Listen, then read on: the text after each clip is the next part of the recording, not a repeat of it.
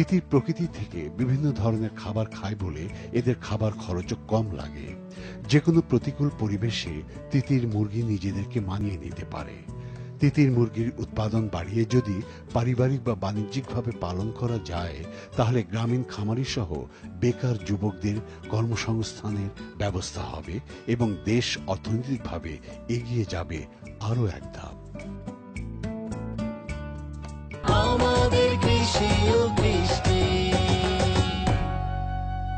দর্শক, দেখছিলাম তিতির মুরগির ওপর মূল প্রতিবেদন। এখন আমরা কথা বলবো আমাদের বিশেষজ্ঞ অতিথির সাথে। তিতির পালনের জন্য একজন খামারিকে কি কি পদক্ষেপ অনুসরণ করে চলা প্রয়োজন এবং একটি ভালো লাভবান খামার গড়ে তোলার জন্য কি কি পদক্ষেপ অনুসরণ করে চলতে হবে খামারিকে? খামারিদেরকে প্রথমে তিতিরের একটা সুন্দর ঘর তৈরি করতে হবে। সেই ঘরটা উঁচু জায়গায় হতে হবে এবং তিতিরের ঘর মেইনলি তৈরি করার জন্য তেমন কোনো বেশি বিশেষ খরচের প্রয়োজন হয় না, কিন্তু ব্রুডিং এর জন্য, যেগুলো তাপ দেওয়ার জন্য, যদি কেউ কোনো ব্রিডার খামার থেকে তিতিরের বাচ্চা সংগ্রহ করে, সেই ক্ষেত্রে ওর 4 সপ্তাহ পর্যন্ত স্পেশাল কিছু যত্ন নিতে হয়। সেই যত্নগুলোর ভিতরে যেরকম ওর প্রথম সপ্তাহে 95 ডিগ্রি ফারেনহাইট টেম্পারেচার মেনটেন করতে হবে, তারপর প্রতি সপ্তাহে 5 ডিগ্রি করে টেম্পারেচার কমিয়ে ওই 6 সপ্তাহ পর্যন্ত ওই টেম্পারেচারটা রিডিউস করতে হবে, মানে কমাতে হবে আর কি। আর এই সময় ওদের বিশেষ করে যখন তিতিরের বাচ্চাটা আপনার ব্রিডিংয়ে দেওয়া হয়, তখন আমাদের দেশে যে ব্রয়লার স্টার্টার কমার্শিয়াল যারা ফিড তৈরি করে, ওদের যে স্টার্টারটা আছে, সেই স্টার্টারে প্রায় 24% ক্রুড প্রোটিন মানে সিপি থাকে। সেই সিপিটা আপনার তিতিরের বাচ্চার জন্য প্রাথমিক অবস্থায় বেশি দরকার হয়। এজন্য প্রাথমিক অবস্থায় ব্রয়লার স্টার্টার খাদ্যটা যদি তিতিরে আপনার 3 সপ্তাহ পর্যন্ত দেওয়া যায়, সেক্ষেত্রে সেই বাচ্চাগুলা ভালোভাবে সার্ভাইভ করে আর কি, বেঁচে থাকে। এর পরবর্তীতে যদি আপনি মনে করেন যে তিতিরটাকে আমি মাংসের জন্য তৈরি করব, সেক্ষেত্রে আপনার এই ব্রয়লার গ্রোয়ার একটা খাদ্য আছে, যে খাদ্যের ভিতরে অবশ্যই প্রোটিনের পরিমাণটা 22% হইতে হবে। সেই ধরনের খাদ্য আরো 10 সপ্তাহ পর্যন্ত তিতিরকে যদি দেওয়া যায়, তখন এই তিতিরগুলা ভালোভাবে গড়ে ওঠে আর কি। আমাদের দেশে দেখা যাচ্ছে অনেকেই হয়তো তিতিরের ব্যবসা বা খামার গড়ে তুলতে আগ্রহী, কিন্তু তিতিরের বাচ্চা পেতে গিয়ে তারা হিমশিম খেয়ে যাচ্ছেন। এটি একেবারে অ্যাভেলেবেলও না, আবার দামটাও অনেক বেশি হয়ে যায়, অনেক সময় বেশি থাকে।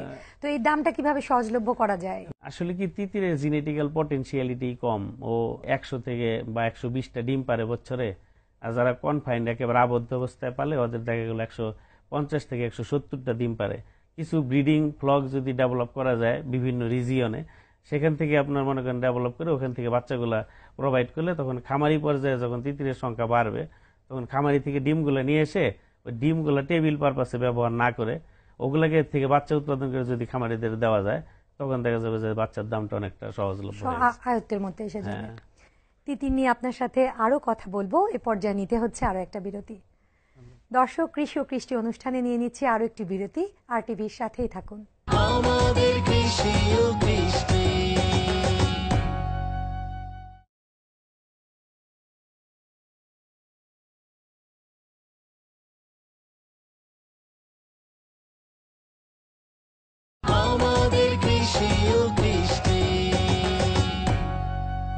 দর্শক, বিরতির পর সবাইকে আবারও স্বাগত প্রভিটা ফিড অ্যান্ড হ্যাচার্স লিমিটেড কৃষি ও কৃষ্টি অনুষ্ঠানে। দেশি মুরগির তো অনেক রোগবালাইয়ের কথা, অনেক কিছু শোনা যায়। তো সেক্ষেত্রে তিতিরের ক্ষেত্রে কি কি ধরনের রোগবালাই হয়ে থাকে বা কিভাবে এটা প্রতিরোধ করা যায়, আপনি যদি একটু বলে দেন দর্শকদের জন্য।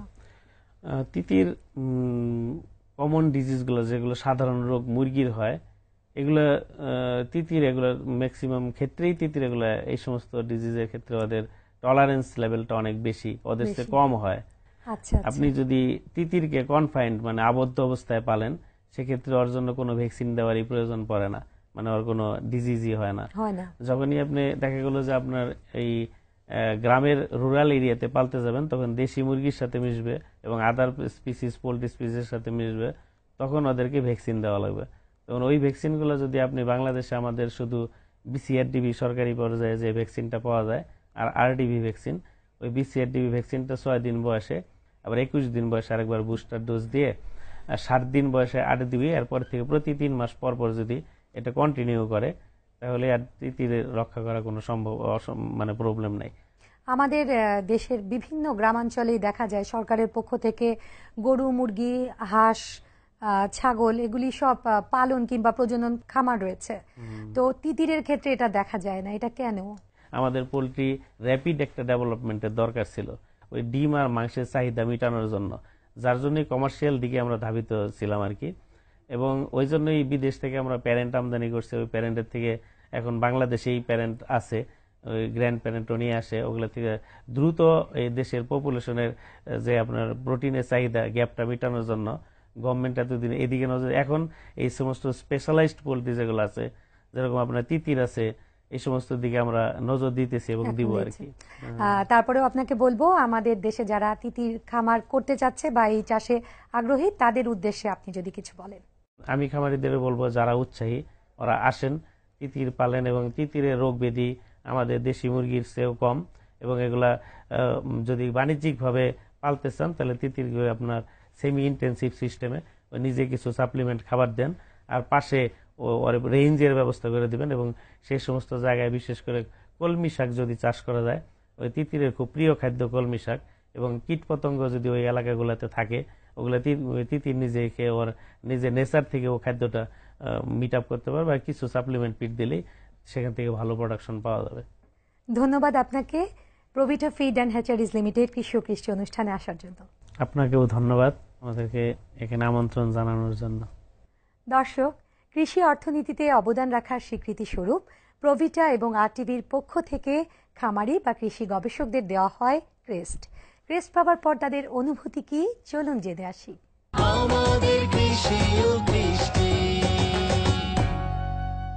আরটিভির কৃষি এবং কৃষ্টি অনুষ্ঠানের মাধ্যমে বাংলাদেশে তিতির পাখি পালনের গুরুত্ব এবং তিতির পাখি পালন সম্পর্কে অনুষ্ঠান সম্প্রচারিত করার জন্য আমার ব্যক্তিগত পক্ষ থেকে এবং বাংলাদেশ কৃষি বিশ্ববিদ্যালয়ের পোল্ট্রি বিজ্ঞান বিভাগের পক্ষ থেকে আরটিভিকে ধন্যবাদ এবং কৃতজ্ঞতা জ্ঞাপন করছি।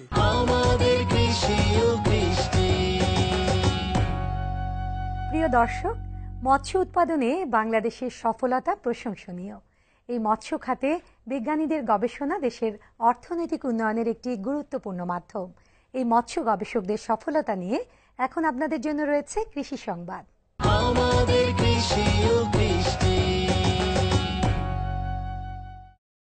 সম্প্রতি রাজধানীর খামারবাড়িতে অনুষ্ঠিত হয়ে গেল বাংলাদেশ মৎস্য গবেষণা ইনস্টিটিউট আয়োজিত বার্ষিক গবেষণা পরিকল্পনা প্রণয়ন 2016-17 শীর্ষক কর্মশালা। বিএফআরআই পরিচালিত বিভিন্ন গবেষণা কার্যক্রমের মূল্যায়ন এবং আগামী অর্থবছরের জন্য জাতীয় চাহিদার আলোকে 48টি গবেষণা পরিকল্পনা প্রস্তাব উপস্থাপন করা হয়।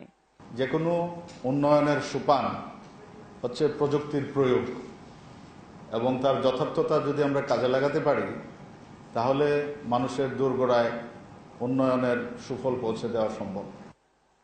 কর্মশালায় ইনস্টিটিউট কর্তৃক সাম্প্রতিক সময়ে উদ্ভাবিত 6টি প্রযুক্তি মৎস্য অধিদপ্তরের নিকট হস্তান্তর করা হয়। কর্মশালায় বাংলাদেশ মৎস্য বিজ্ঞানী সহ গণ্যমান্য ব্যক্তিবর্গরা তাদের মতামত প্রকাশ করেন। অনুষ্ঠানে প্রধান অতিথি হিসেবে উপস্থিত ছিলেন মৎস্য ও প্রাণী সম্পদ মন্ত্রণালয়ের মাননীয় মন্ত্রী জনাব মোহাম্মদ ছায়েদুল হক। কিন্তু আমাদের যে দেশটি হইল সবকিছু জলাশয় পানি, খাল বিল নদী নালা হাওয়ার বাওয়া, কাজে সে তুলনায় মাছ চাষ করার আয়োজন আমাদের বেশি। বিশেষ অতিথি হিসেবে উপস্থিত ছিলেন মন্ত্রণালয়ের সচিব জনাব মোহাম্মদ মাকসুদুল হাসান খান। আরও উপস্থিত ছিলেন মৎস্য অধিদপ্তরের মহাপরিচালক সৈয়দ আরিফ আজাদ। অনুষ্ঠানটিতে সভাপতিত্ব করেন বাংলাদেশ মৎস্য গবেষণা ইনস্টিটিউটের মহাপরিচালক ডক্টর ইয়াহিয়া মাহমুদ। একটি গবেষণা প্রতিষ্ঠানের প্রাণ কিন্তু তার গবেষণা, এবং পাশাপাশি আমি গবেষণা করলাম, সেই উদ্ভাবিত প্রযুক্তি মাঠে গেল না, এই গবেষণার কিন্তু কোনো মূল্য নেই।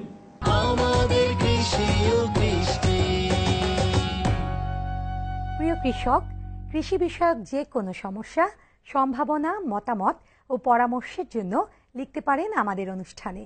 আমাদের কাছে লিখবার ঠিকানা: প্রযোজক প্রভিটা ফিড অ্যান্ড হ্যাচারিজ লিমিটেড, কৃষি ও কৃষ্টি, Bengal media corporation limited, RTV, BSCC ভবন, 102 কাজী নজরুল ইসলাম এভিনিউ, কারওয়ান বাজার, ঢাকা 1215। ইমেল করতে পারবেন কৃষি ও কৃষ্টি @rtvbd.tv এই ঠিকানায়। কৃষি ও কৃষ্টির এ পর্বের খনার বচন: বেল খেয়ে খায় পানি, কৃমি বলে ময়লা মামি। অর্থাৎ বেল খাওয়ার পর পানি খেলে কৃমি বিনাশ হয়। মানবদেহ হয় কৃমিমুক্ত। দর্শক, আজ আমাদের হাতে আর সময় নেই। দেখা হবে প্রভিটা ফিড অ্যান্ড হ্যাচার্স লিমিটেড কৃষি ও কৃষ্টির আগামী পর্বে। সে পর্যন্ত সবাই ভালো থাকুন, সুস্থ থাকুন। সবাইকে ধন্যবাদ। ধন্যবাদ আপনাকেও আমাদের স্টুডিওতে আসার জন্য। আর টিভি এবং প্রভিটার পক্ষ থেকে আপনার জন্য রয়েছে একটি গিফট বক্স। Thank you. আমাদের কৃষি ও কৃষ্টি।